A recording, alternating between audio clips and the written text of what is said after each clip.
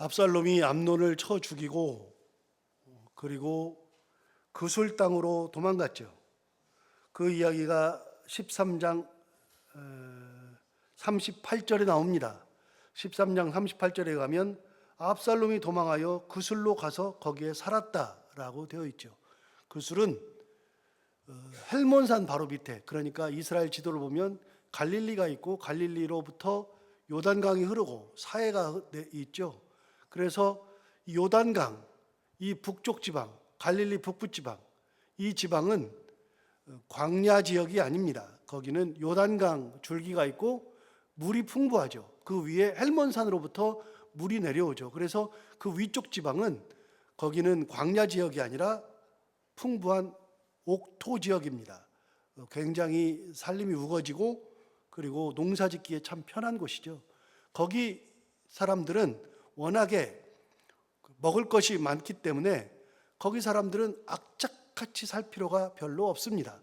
그래서 그 사람들은 평화롭죠. 그래서 그 구술 땅, 그 근처에 유명한 도시가 하나 있는데 그 도시가 바로 단이라고 얘기했죠. 원래 단이라고 하는 것은 어느 곳에 있었냐면 블레셋 땅에 있다 그랬어요. 지금으로 말하면, 우리식으로 말하면 충청도 해안가, 그다음에 전라도 약간 위쪽, 그쪽에 있었는데 그 사람들이 살던 그 지역은 블레셋 땅이라 그랬잖아요. 블레셋 땅을 원래 받았어요. 원래 여호수아가 가나안 땅에 들어올 때 그쪽을 제비뽑기해서 받았는데 이 단 지역 사람들이 블레셋 사람들과 싸워가지고 이길 수가 없는 거예요. 땅을 뺏을 수가 없어요.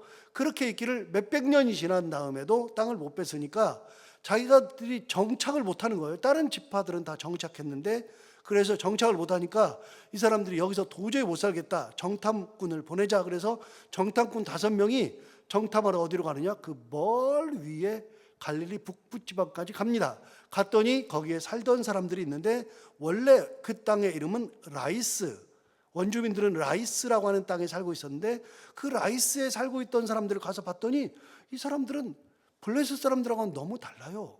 이 사람들은 너무나도 평온해요. 그리고 악이 없어요. 강하지 않아요. 굉장히 평화로워요. 전쟁을 하지 않아요. 왜요? 먹을 게 풍부하거든요. 거기는 땅을 뺏길 일이 없거든요. 그러니까 이 사람들이 너무나 풍부하고 그러고 있으니까 그 정탐했던 사람들이 내려와서 뭐라 그러냐면, 야, 거기 갔더니 그 사람들은 너무나도 온순하고 먹을 것도 많고 살기도 좋고 물도 많고 너무나도 좋더라. 우리 다 이주하자. 그래서 단지파가 거기 땅을 버리고 갈릴리 북부 지방의 단 지방까지 가가지고 단을 점령하죠. 그래서 라이스 지방에 살던 라이스 거민들을 싹 다 죽여버리고 거기에서 자리를 잡습니다. 그래서 그 지역이 원래 라이스인데 라이스라는 지명을 버리고 자기 지파의 이름을 따서 단이라고 지은 거죠.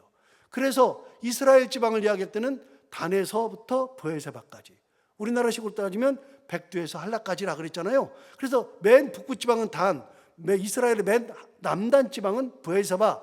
그래서 단에서부터 브에세바까지 성경이 계속 나오잖아요.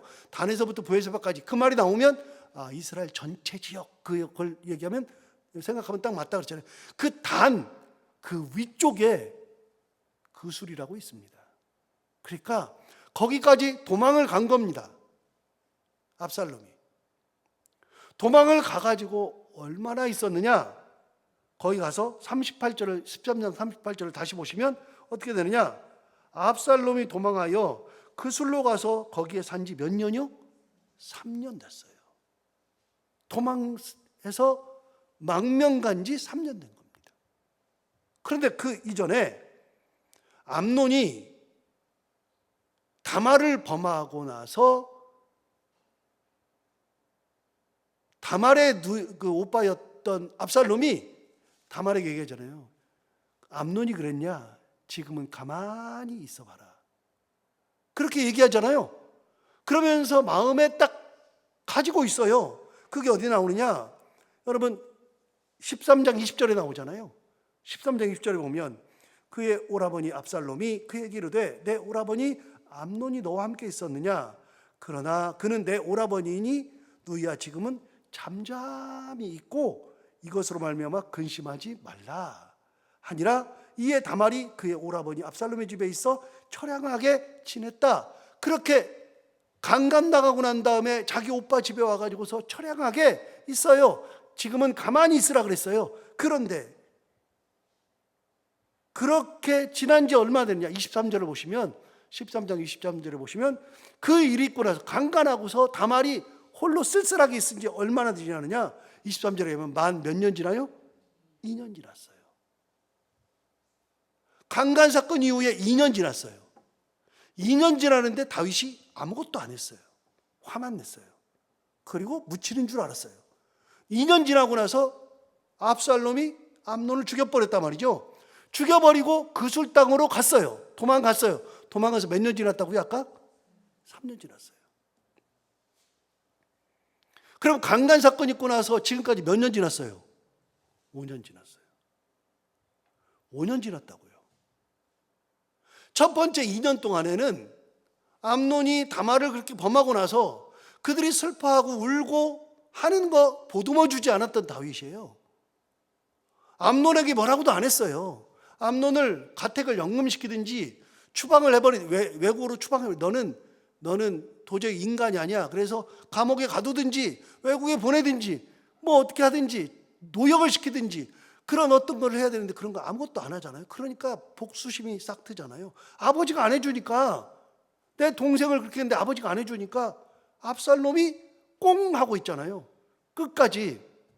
그래서 2년 동안 벼르다가 양털을 깎을 때가 되어서 불러가지고 죽여버리잖아요. 죽여버리고 뭐 했어요? 도망갔어요. 그술 땅으로 도망갔어요. 그러고 나서 3년 지났어요. 3년 동안 다윗이 뭐 했어요? 아무것도 안 했어요.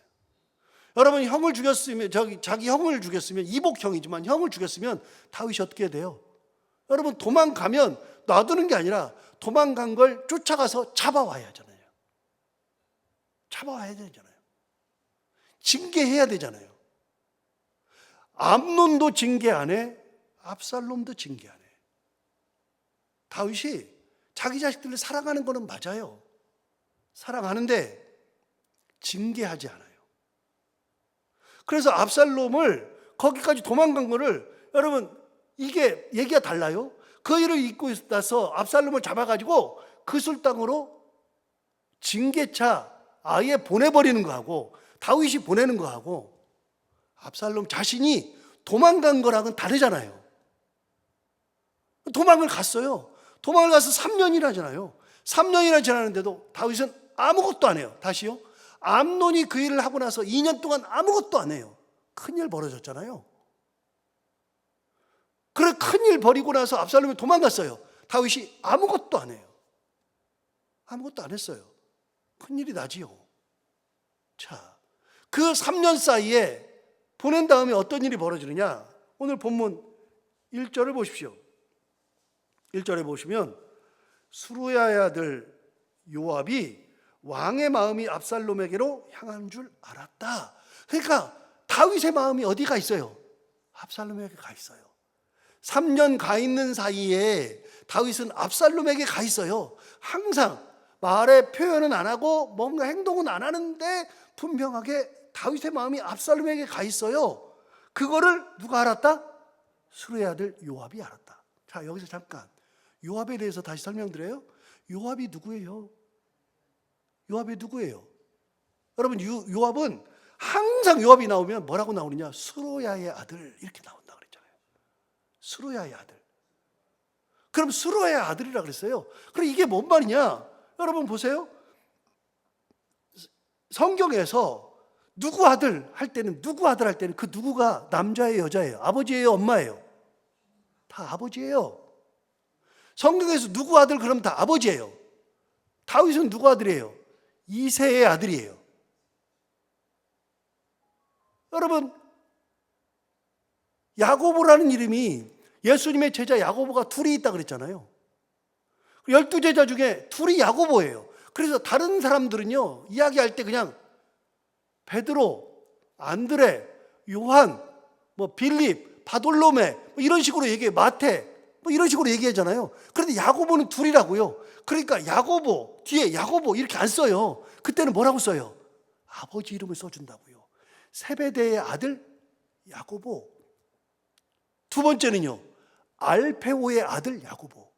그래서 아들을 빼고 세베대의 야고보, 알페오의 야고보 이렇게 쓰기도 해요.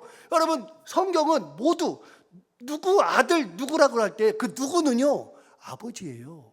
그런데 요한만큼은 아버지가 아니에요. 수루야는 엄마예요. 왜 엄마예요? 이유는 뭐냐면 족보를 따져보면, 찾아보면 시간이 가니까 족보를 따져보면 수루야는 누구냐면요, 다윗이 몇 형제가 있냐면 8형제예요. 자기까지 8형제. 8명의 형제인데요, 그 8명의 형제 중에 성경에 기록되어 있지 않은 자기 누나들이 있어요. 다윗은 막내거든요. 막내인데 누나가 둘이 나와요. 성경에 둘이 나와요. 둘이 나오는데 그 누나들 중에 한 명이 수루야예요. 다윗 누나라고요. 다윗 누나.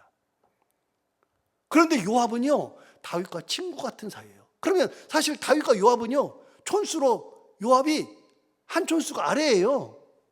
누나 아들이니까요. 내 조카잖아요.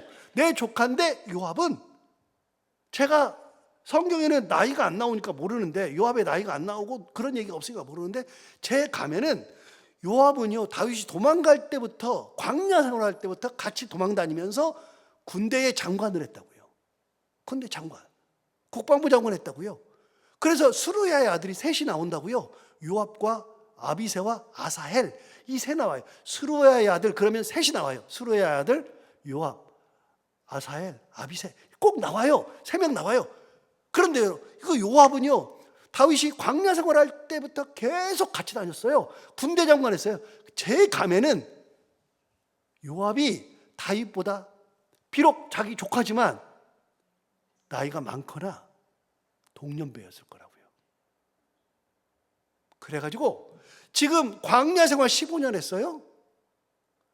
헤브론에서 왕이 된 지 7년 반이 지났어요. 왕이 된 지 제가 생각할 때는 한 15년, 20년 되지 않았을까요? 그러면 다윗과 함께 요압이 지금 몇 년째 있어요? 30년은 훨씬 더 됐어요.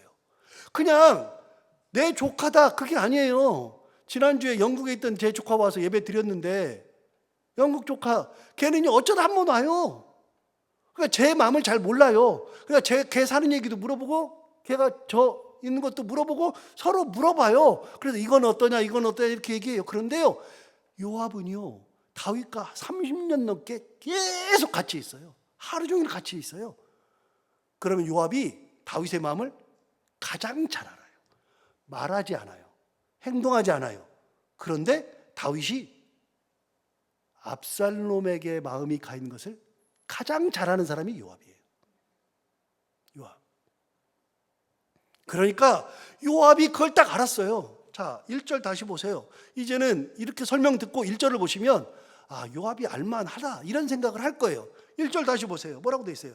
수루야의 아들 요압이, 이거 수루야의 아들도 이해가 되잖아요. 수루야의 아들 요압이 왕의 마음이 압살롬에게로 향하는 줄 알았다. 실제로 다윗이 압살롬에게 마음이 향해요. 굉장히 향해요. 자, 이제부터는 성경을 보지 않고 제가 설명할 거예요. 2절만 볼까요? 2절을 보시면 이렇게 말했어요. 요압이 어떻게 했느냐?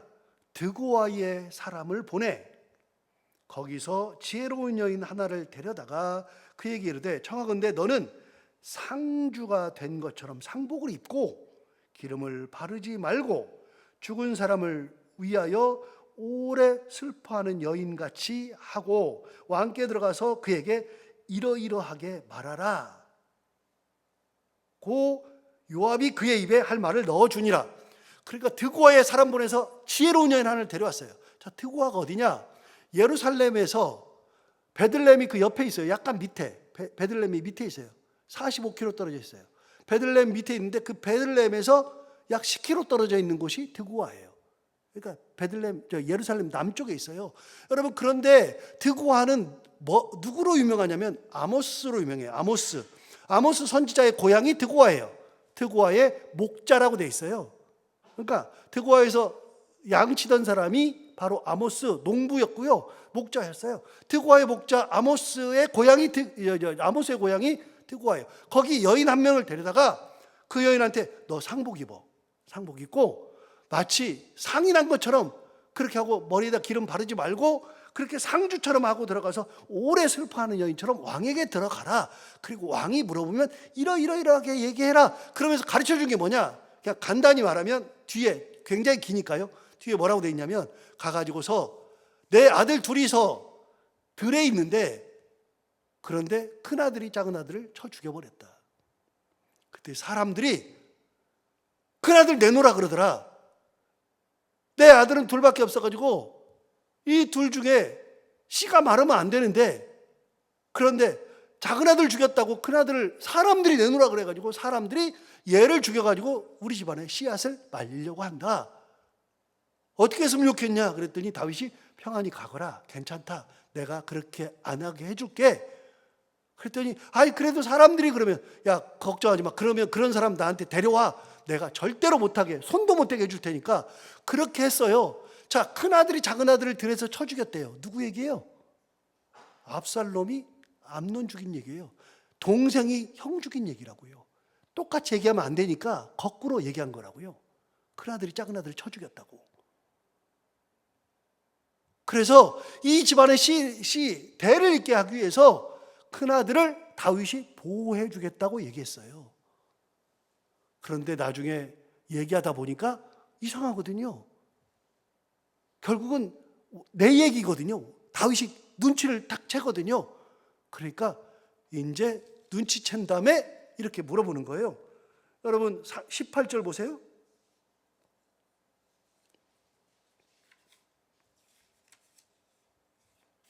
18절에 가면 왕이 그 여인에게 대답하여 이르되 바라노니 내가 내게 묻는 것을 내게 숨기지 말라. 여인이 이르되 내 주 왕은 말씀하옵소서. 왕이 이르되 이 모든 일에 요압이 너와 함께 하였느냐.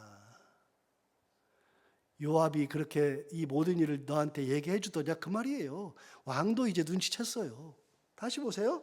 왕이 이르되 이 모든 일에 요압이 너와 함께 하였느냐 하니 여인이 대답하이르되 내 주 왕의 살아계심을 두고 맹세하옵나니 내 주 왕의 말씀을 좌로나 우로나 옮길 자가 없으리이다. 그 다음 뭐라 하냐면 왕의 종 요압이 내게 명령하였고 그가 이 모든 말을 왕의 여종의 입에 넣어 주었다. 이렇게 얘기했어요. 그러니까 큰아들이 작은아들 죽이고 뭐 사람들이 뭐 죽이려고 하고 뭐 이런 얘기들을 요압이 다 나한테 얘기해 준 대로 내가 한 것뿐입니다. 요압이 했습니다. 나는 상주가 아닙니다. 내 아들은 죽지 않았습니다. 이 얘기는 다 당신 얘기입니다. 그렇게 얘기해 준 거예요. 요압이 했다는 것을 다윗이 알았어요. 자, 그러면 어떻게 해야 돼요? 요압을 불러야죠. 네가 왜 이렇게 너 왜 그래? 하고 얘기해야죠. 요압을 징계를 하든지 요압에게 해야죠. 그런데 다윗이 어떻게 하나 볼까요? 이 얘기를 들었을 때 20절 보세요. 이는 왕의 종 요압이 이 일의 형편을 바꾸려 하여 이렇게 함이니이다. 내 주 왕의 지혜는 하나님의 사람의 지혜와 같아서 땅에 있는 일을 다 아시나이다. 그러면서 어떻게 이렇게 아세요? 다 압니다. 왕이 정말 대단하세요. 이렇게 얘기했어요. 그랬더니 21절 왕이 요압에게 이르되 내가 이 일을 허락하였으니 가서 청년 압살롬을 데려오라. 압살롬 데려오래요. 이 일로 인해서. 자, 뭐가 바뀌었죠? 도망가 있어요. 뭐가 바뀌었어요? 그 여인이 와서 얘기하는 것 때문에 바뀌었어요. 뭐가 바뀌었죠? 압살롬이 회개를 했어요. 압살롬이 다윗을 찾아와서 죽기를 각오하고 나 죽여주세요 그랬어요. 여러분 제가 사극 보면서 제일 웃기는 것 중에 하나가요. 사극에서 맨날 나오는 게 뭐냐면 죽여주시옵소서 그래요. 죽은 사람 한 명도 없어. 난 그거 볼 때마다 너무 웃겨요. 죽여주시옵소서 그래요. 맨날 죽여주시옵소서. 그런데 안 죽어요. 희한하게 안 죽어요. 죽여달라 그런 사람 죽인 적이 없어요. 여러분 하나님 앞에 나와서 우리가 회개할 때 하나님이 우리를 안 죽인다니까요. 우리가 회개하면 다 받아주셔요. 그럼 압살롬이 아버지한테 와가지고 아버지 제가 이런 일이 있어가지고 아버지한테 서운했어요. 아버지가 왜 안 했어요? 내가 그래서 복수심에 이렇게 했어요. 내가 이렇게 했으니 나를 죽이든지 살리든지 뭘 하든지 해도 됩니다. 나 그냥 다 포기했어요. 아버지한테 왔어요. 아버지 나 이렇게 해서요. 이렇게 돼서 회개하면 용서할 수 있잖아요. 요압이 뭐 했어요? 아무것도 안 했어요. 자, 그 전에 암논이 뭐 했어요? 아무것도 안 했어요.